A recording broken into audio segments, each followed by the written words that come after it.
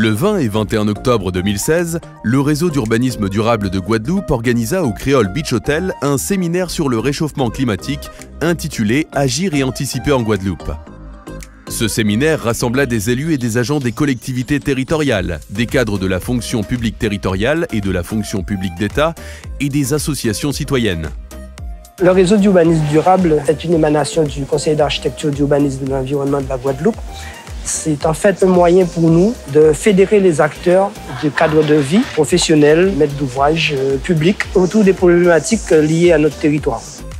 Au cours de cette matinée, vous aurez des intervenants locaux et internationaux que vous avez pu voir et avec qui vous pourrez échanger. Le réseau d'urbanisme durable de Guadeloupe, le CAUE, l'ADEME et le CNFPT ont pour ambition de créer une dynamique constructive en partenariat avec la région, le département, la DEAL, Synergile, ainsi qu'un panel de professionnels du cadre de vie. C'est vrai qu'aujourd'hui, c'est un séminaire qui est organisé par le réseau urbanisme durable porté par le CAUE. L'idée, c'est de s'intéresser à l'aménagement et à l'urbanisme sur le territoire de la Guadeloupe. La délégation régionale du CNFPT, donc le Centre national de la fonction publique territoriale, notre mission, c'est d'accompagner les collectivités, d'accompagner les agents territoriaux. Tout un sujet comme le réchauffement climatique, le développement durable, la transition énergétique, il est important pour nous d'être dans un réseau d'acteurs. L'ADEAL est avant tout un acteur de l'État sur le territoire. Donc de fait, on a un ensemble de politiques publiques à porter sur le territoire. Et il s'avère que cet outil, qui est animé aujourd'hui, le séminaire sur 2 jours par le CAUE, c'est un des vecteurs, un des éléments potentiels pour porter ces politiques sur le territoire. Aujourd'hui, donc, on est sur des thématiques qui sont vraiment dans notre cœur de notre mission. Et le message de nous qu'on porte au sein d'une manifestation comme celle-là, c'est celle de créer une dynamique locale des acteurs. La région s'est penchée très tôt sur ce problème de changement climatique, puisque même nous, à notre petite échelle ilienne, mais nous faisons partie du grand collectif qui doit proposer à notre population des solutions. Aujourd'hui, nous sommes à la croisée des chemins. Le réchauffement climatique imprime des modifications irréversibles dans la composition de l'atmosphère, dans le climat et dans le paysage marin et terrestre.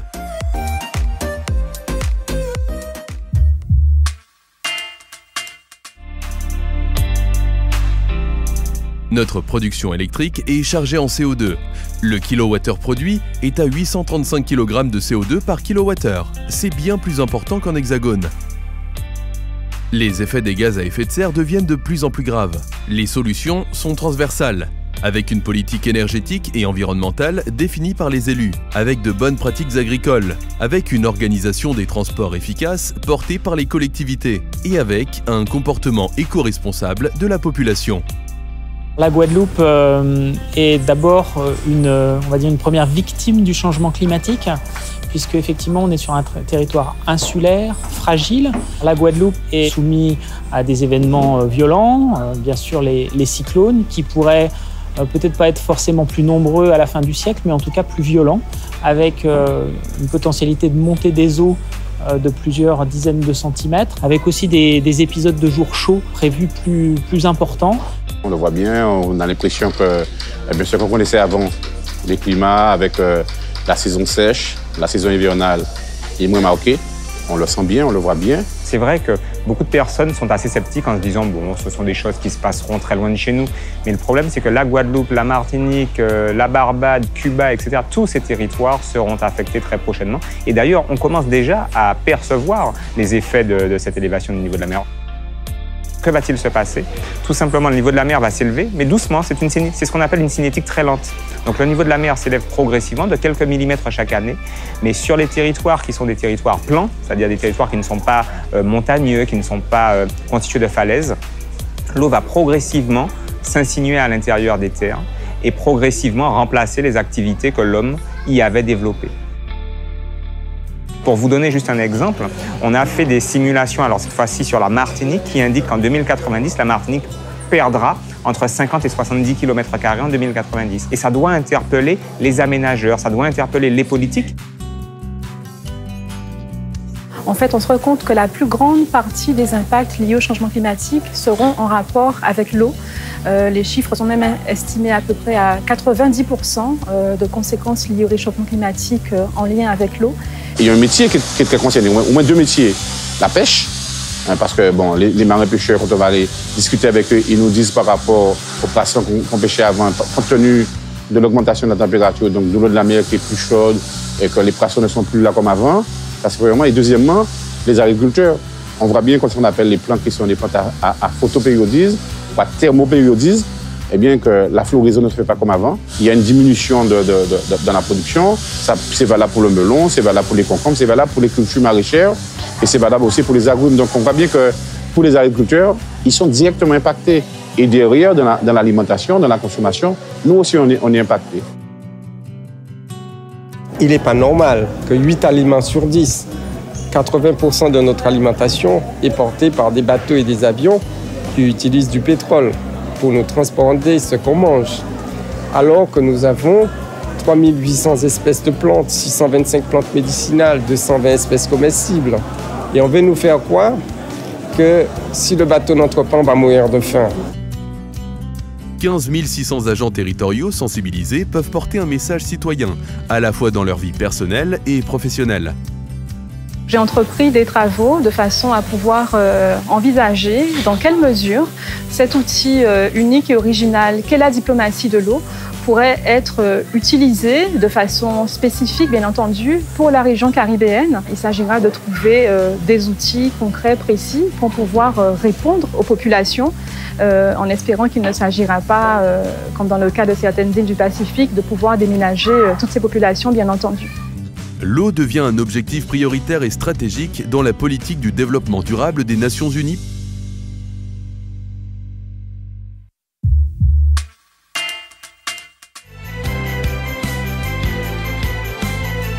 La Guadeloupe est en pleine mutation. L'aménagement de son territoire implique un urbanisme conscient des défis environnementaux et des contraintes liées à son insularité. La question de l'urbanisme, c'est une question qui est de plus en plus cruciale. La façon d'aménager nos territoires, la façon de vivre dans nos espaces, le rapport que l'individu peut avoir avec son environnement sont des questions qui nous touchent de plus en plus. Au niveau de l'État français et plus particulièrement de la région Guadeloupe, ce qui est intéressant, c'est qu'on est à une période où les élus locaux se sont saisis un peu à bras-le-corps dans le cadre de l'élaboration de leurs documents d'urbanisme, de toutes ces thématiques de trame verte et bleue, de déplacement, d'opérations d'aménagement qui se doivent maintenant d'être le plus respectueuses possible et de l'environnement et de mobilité qui vont permettre d'émettre moins de gaz à effet de serre. Un transport en commun, donc il roule à peu près à la même vitesse que les voitures en ville et en ayant beaucoup plus de personnes à bord, donc 10, 20, 30, 50, eh bien les émissions sont de l'ordre de 30, 40, 50% de moins qu'en voiture. Par contre, pour que les transports se développent davantage, eh bien, il faudra gêner la voiture. Il faudra mettre des bâtons dans les roues des voitures. On a une Guadeloupe actuellement avec lesquelles les déplacements sont vraiment basés sur l'automobile, quasiment à 100%. Et je pense qu'encourager des modes plus actifs, du style marche à pied, du style vélo, ça pourrait être une des pistes pour être moins dépendant de la voiture. Mais il faut d'abord aménager pour que les vélos puissent circuler, ce qui n'est pas encore le cas en particulier. Ça ne change pas du jour au lendemain de replacer, de réaménager un territoire. Ça prend justement 20, 30, 40 ans. Et c'est maintenant que ça doit se décider pour qu'en 2050, on ait réellement une Guadeloupe qui roule essentiellement avec les transports en commun. Il est important que la société civile, depuis nos enfants jusqu'aux adultes en responsabilité, s'imprègne de son projet collectif et soient les porteurs de ce projet. Il ne peut pas y avoir de transition décidée par le haut, par les élites, par des intellectuels, des chefs d'entreprise ou des politiques, si ce projet n'est pas porté par le peuple, par nos étudiants et par tous les acteurs de la société civile. Là, aujourd'hui, on est plus dans un discours d'intégration. Ce n'est pas seulement aménager pour aménager, ce n'est pas seulement développer pour développer, mais c'est aménager et développer en tenant compte de l'individu. Comment est-ce qu'au fur et à mesure, on va pouvoir intégrer les populations à l'aménagement de leur espace? Ça commence par, pour nous, Guadeloupéens, faire le deuil d'un certain nombre de rêves qu'on avait, par exemple de la maison avec le jardin, la piscine, et peut-être plus vivre avec des petites maisons mitoyennes, vivre plus verticalement, bien sûr sans arriver à des aberrations comme les tours, mais économiser l'espace sur ce petit territoire, c'est le meilleur moyen de densifier la population et de rendre les transports en commun véritablement efficaces.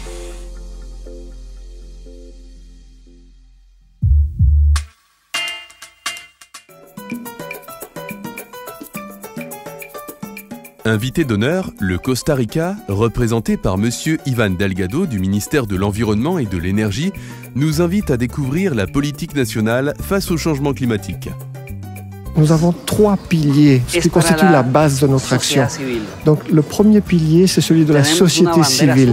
Nous avons un drapeau bleu qui comprend différentes catégories où les individus peuvent participer, les organisations aussi y participent. Si vous voyez un drapeau bleu, vous pouvez être sûr que vous aurez une plage propre. Si vous voyez une école avec un drapeau bleu, c'est une école avec une bonne administration qui tient compte du respect de la nature. Le deuxième pilier concerne le gouvernement. Le gouvernement doit donner l'exemple. L'administration publique doit donner un bel exemple. Nous avons un outil aujourd'hui pour pouvoir mesurer, par exemple, la consommation de papier, de pouvoir déterminer qu'une officine de l'État, par exemple, nous avons pu voir qu'un bureau du gouvernement consomme plus d'énergie qu'une maison rurale. Et donc, le troisième grand pilier a un rapport direct avec l'entreprise privée. L'entreprise privée doit être stimulée. Au Costa Rica, nos entreprises ont une formation verte et ils souhaitent faire du business dans le domaine du vert. Alors, au lieu de les imposer, d'imposer les entreprises ou de les punir, il s'agit plutôt de les stimuler. Et les stimuler comment? D'une façon différente, en leur donnant un label, une marque. La marque, le label carbone neutre. Le Costa Rica a souhaité ne pas prendre le chemin du pétrole et se veut résilient face aux problèmes climatiques. Nous avons pas mal de tremblements de terre dans le pays, donc nous avons des normes très avancées, très à l'avant-garde. Et nous avons en plus des codes ou des lois électriques et mécaniques. Donc pour ce qui est de l'aspect de l'architecture, nous avons des lois qui régulent la ventilation naturelle et aussi la lumière. Il y a des lois urbaines, des codes urbains, donc qui vont déterminer quelles sont les largeurs, la longueur et les dimensions des bâtiments. Le label carbono-neutral est né en 2009, vantant l'idée que le changement climatique est un problème qui nous concerne tous, afin de réduire l'empreinte carbone. 60% des entreprises du Costa Rica sont certifiées neutrales. Une grande majorité des entreprises nationales souhaitent pour avoir ce label et elles se battent pour l'avoir. Parce que année après année, il y a des bilans qui sont faits et donc ils doivent vérifier s'ils ont une bonne gestion de l'environnement. Les administrations se sont dotées d'outils afin de mesurer leurs divers impacts environnementaux. Cela fait bien longtemps que le pays a souhaité faire une transformation énergétique dans le domaine de l'énergie. Donc très tôt dans notre histoire, il y a eu des actions à développer son énergie à partir de l'eau, donc des centrales hydroélectriques qui ont été implantées dans les années 70. À partir des années 70, on a établi les parcs nationaux aussi. Et depuis très tôt, l'habitant du Costa Rica a un cœur vert. Nous jouissons d'une grande biodiversité, que ce soit dans la mer ou sur terre. Et c'est devenu un label pour nous. Donc développer notre pays en respectant la nature.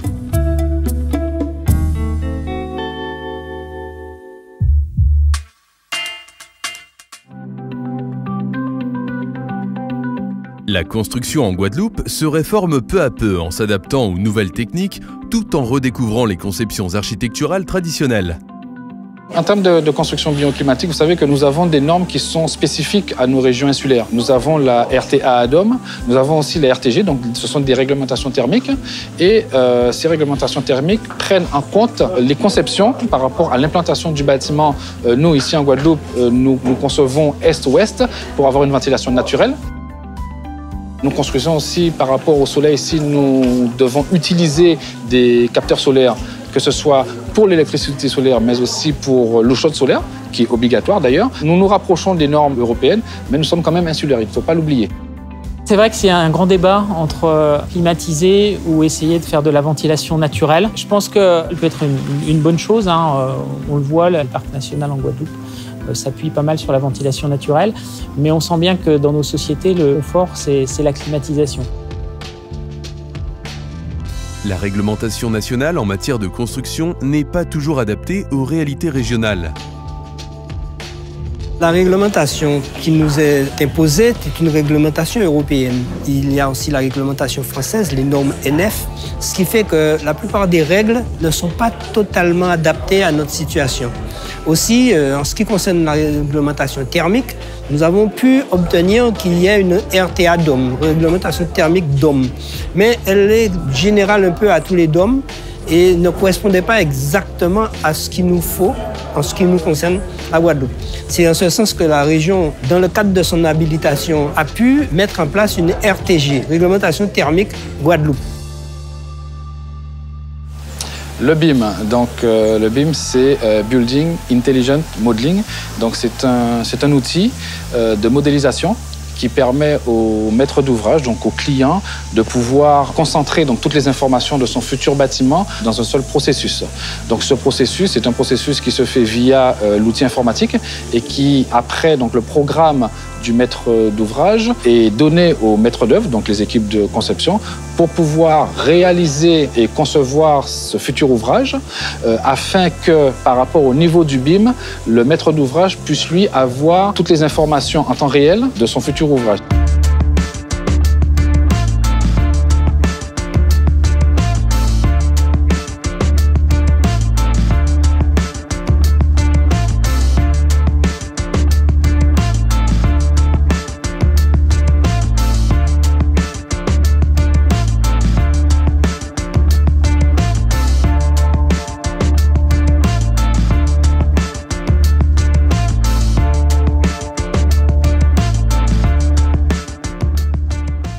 L'intérêt, c'est que dans la maquette BIM, on maîtrise l'ensemble des concepts du bâtiment, mais aussi, donc ce n'est pas que les bâtiments, c'est aussi les infrastructures, d'accord, et tout ce qui est autour du bâtiment en termes environnementaux et même énergétiques.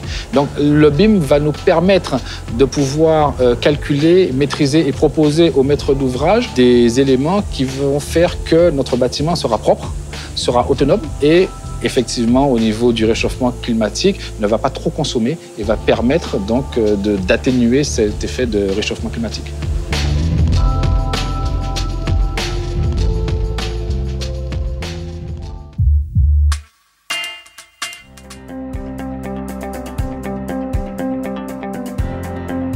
C'est vrai que cette transition énergétique, elle est déjà en route, mais en plus, elle est renforcée par la loi sur la transition énergétique et la croissance verte qui a été votée en août 2015. Elle nous trace la voie vers un archipel de la Guadeloupe qui serait autonome énergétiquement en 2030. Au titre des solutions, il y a par exemple le fait de protéger la mangrove. Pourquoi? Parce qu'on s'est rendu compte à partir d'un certain nombre d'études que plus la mangrove est saine, plus elle est protégée et plus elle permet de ralentir cette intrusion marine, c'est-à-dire cette avancée de la mer à l'intérieur des terres. Donc l'idée serait de tout faire pour permettre à la mangrove de se reconstituer de façon à ce qu'elle limite cette élévation du niveau de la mer. Sur la deuxième solution, c'est une solution cette fois-ci beaucoup moins écologique, mais qui a au moins le mérite d'être entre guillemets durable, même si je n'aime pas ce terme, c'est le fait de construire des digues. La chance qu'on a quand même, c'est qu'en Guadeloupe, on a des potentialités d'énergie renouvelable vraiment très intéressantes. On a la géothermie avec la centrale de Bouillante, qui est la première et seule centrale de la Caraïbe. La géothermie produit à peu près 6% de la consommation énergétique annuelle de la Guadeloupe. C'est beaucoup plus que ce que consomme la commune elle-même. Donc on s'est dit, tiens, on va surfer sur cette vague en faisant en sorte que véritablement pour afficher ce territoire-là comme un territoire énergie positive. Depuis début 2016, nous accueillons au sein de Synergie l'Observatoire régional de l'énergie et du climat. Il s'agit d'un véritable thermomètre pour pouvoir suivre l'évolution du climat et de la transition énergétique. Donc voici les deux grands axes de notre stratégie. Innover, susciter l'innovation et observer, mesurer les changements effectués. C'est de faire en sorte que le plus en amont possible, quel que soit le projet, quelle que soit l'élaboration de documents d'urbanisme, que les différents acteurs, les services de l'État, les établissements publics soient associés le plus en amont possible pour qu'il y ait ce souci, en tout cas au niveau des élus, de réfléchir à des projets, à des documents d'urbanisme qui respectent à la fois les lois, mais aussi pour lesquels ils s'approprient vraiment ces thématiques. Nous avons souhaité dire au monde entier que nous pouvons faire quelque chose, que nous pouvons, malgré le fait que nous n'avons peut-être pas une grande responsabilité historique, mais nous devions faire quelque chose. C'est être des locavores, manger local, manger ça qui t'a, manger ça bon Dieu, pas y prendre les autres, c'est pour les autres. Les produits des pays tempérés, c'est pour les pays tempérés, il ne faut pas n'importer. Les produits des pays tropicaux, c'est pour les pays tropicaux. Manger ça qui t'a. Notre île, justement, on la développe sur le tourisme vert et sur le tourisme romantique également. Donc, il nous faut un cadre qui répond à cette demande du public, cette demande touristique, avoir des espaces propres et valorisant la nature, qui sont très importantes pour la population et très importantes pour le devenir aussi de la désirade d'un point de vue écologique. Si déjà on arrivait à faire prendre conscience que le phénomène est en cours et tout chacun peut y contribuer, déjà ça, ce serait déjà un grand pas de franchi. Nous avons, au-delà de ce réseau d'urbanisme durable qui tient cette manifestation aujourd'hui, nous avons un autre outil qu'on appelle le CEP. C'est le Conseil en énergie partagée. Ce conseil est à disposition des collectivités, plus d'une trentaine de communes en ont bénéficié et je dirais des cinquantaines de diagnostics ont été faits. Nous faisons donc un pré-diagnostic. Nous évaluons les problématiques liées à l'énergie et notamment à la consommation. Et à partir de ce pré-diagnostic, nous préconisons, nous donnons des axes de progrès et nous faisons la formation du personnel qui sera amené à mettre en œuvre ces dispositifs. Au niveau du particulier, nous avons un autre dispositif mis en place au sein du CAUE qui est l'EIE, Espace Information Énergie, qui tient son stand à Basse-Terre en permanent, mais qui est un conseiller volant qui circule depuis Bouillante jusqu'à Capesterre. Alors, on va chez les gens, on leur demande leur facture, nous regardons leur consommation, leur donnons quelques informations sur pourquoi ils consomment autant et comment ils pourraient consommer moins.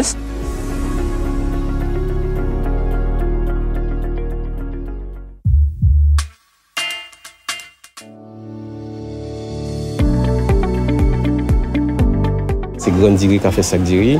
Ben voilà, il ne faut pas se dire que ouais, mais est-ce que si moi je fais ça, est-ce que ça va changer quelque chose? Il faut se dire que ce que je fais, aussi petit soit-il, si les 450 000 habitants de la Guadeloupe le faisaient, voilà ce que ça pourrait donner. Et le combat là, c'est démarré qu'a démarré. On a déjà 40 années de retard, puisque tout ce que l'on sait aujourd'hui sur le changement climatique, on le savait déjà dans les années 70. La seule différence, c'est qu'on a plus de certitude maintenant. Ça veut dire que dès les prochaines élections, il faut lire les programmes des candidats avec les lunettes de la contrainte carbone et voir dans quelle mesure elles vont favoriser plus de consommation locale de l'alimentation, moins de dépendance à la voiture, un prix de l'énergie plus juste. Et ça, c'est quelque chose qui peut changer à mesure que nous sensibilisons toutes les couches de la population, y compris les plus jeunes. Pour l'ADEAL, il y a un vrai enjeu à ce que la prise de conscience se traduise dans les documents qui s'inscrivent dans le long terme. J'insiste sur les documents d'urbanisme, puisqu'on est en ce moment dans une phase où les élus sont un peu à la croisée des chemins, parce que c'est pas si facile que ça pour un élu de dire à un de ses administrés qu'à tel endroit, à cause des risques, à cause d'une trame verte qu'on tient absolument à protéger, même si le foncier lui appartient, il ne pourra pas construire. C'est très compliqué. Je peux le concevoir pour un homme politique. En revanche, il est clair que ce genre de choix et de décision et d'arbitrage, même si c'est douloureux, On est à un moment où il faut qu'ils le fassent. C'est qu'il s'agit d'une problématique si stratégique et si majeure qu'elle impose forcément un fonctionnement de façon transversale, et ce qui permet de pouvoir mettre en réseau des spécialistes de toutes les disciplines, puisque finalement le réchauffement climatique va concerner tout le monde, va concerner tous les domaines de l'économie et de la vie de l'homme. De ce point de vue-là, les questions relatives à l'eau sont amenés à pouvoir interagir avec les autres domaines. Il s'agit effectivement de biodiversité, d'énergie, enfin, toutes les questions auxquelles on peut penser lorsqu'on se penche sur la question de ce réchauffement climatique. La política se viene implementando de muchos años atrás. Donc ça fait longtemps, ça fait déjà pas mal d'années que nous avons commencé à mettre en place cette politique.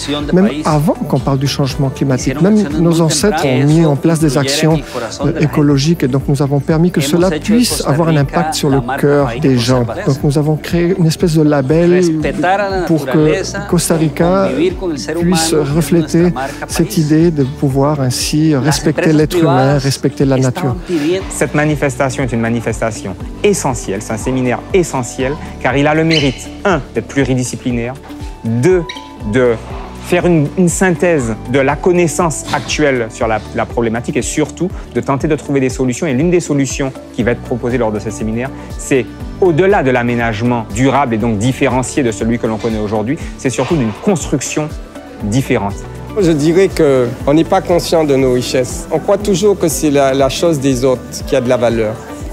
Moi, je pense que vous verrez, 80% de la biodiversité de la France est en Outre-mer. C'est chez nous.